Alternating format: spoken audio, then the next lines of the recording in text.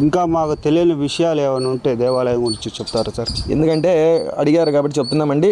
కింద పరివార దేవతలు ఉన్నారు. అన్ని దేవాలయాల్లో పరివార దేవతలకు ప్రత్యేకంగా పూజలు ఏం జరగవు. అంటే జరగవు అంటే ఊరక స్వామివారికి ఏదైతే ఆ నిత్య నైమిత్తిక పూజలు ఉంటాయో అవి మాత్రమే జరుగుతాయి. కానీ ఈ క్షేత్రంలో అటు రాజగణపతి, లక్ష్మీ కుబేర గణపతి స్వామి వాళ్ళకి ప్రతినిత్యము గణపతి ఈశ్వరుడు అభిషేక ప్రియుడు, గణపతి తర్పణ ప్రియుడు అన్న నానుడి ప్రకారం ప్రతిరోజు స్వామివారికి గణపతి చతురావృత తర్పణ అనే కార్యక్రమం జరుగుతుంది. అట్లాగే మూలమంత్ర పారాయణ, మూలమంత్రం అంటే స్వామి వాళ్ళకి చైతన్యం రావడం కోసం మూలమంత్ర పారాయణ జరుగుతుంది. అట్లాగే అక్కడ సుబ్రహ్మణ్యేశ్వర స్వామి ఉన్నాడు. సహస్ర ఫణిభూషితుడు అంటే ఒక చెమ్ముడు నీళ్లు పోస్తే 1000 సర్పాలకు పోసినంత ఫలితం ఏదైనా ఉందంటే ఆ సర్పానికి పోస్తే చాలంట.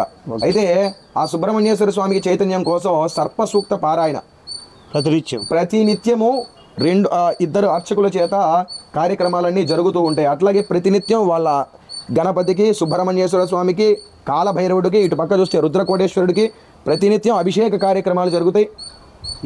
నిత్య నైమిత్తిక కార్యక్రమాలన్నీ జరుగుతాయి. నిత్య అర్చనలు కూడా జరుగుతాయి. అదేవిధంగా మళ్ళీ ఆ ఇద్దరు సాయంత్రం కూర్చొని ఆ కాలభైరవుడికి రుద్రపారాయణ అనేది జరుగుతుంది. మార్నింగ్ 6:30 నుండి 11 దాకా. అదేవిధంగా సాయంత్రం 6 to 8.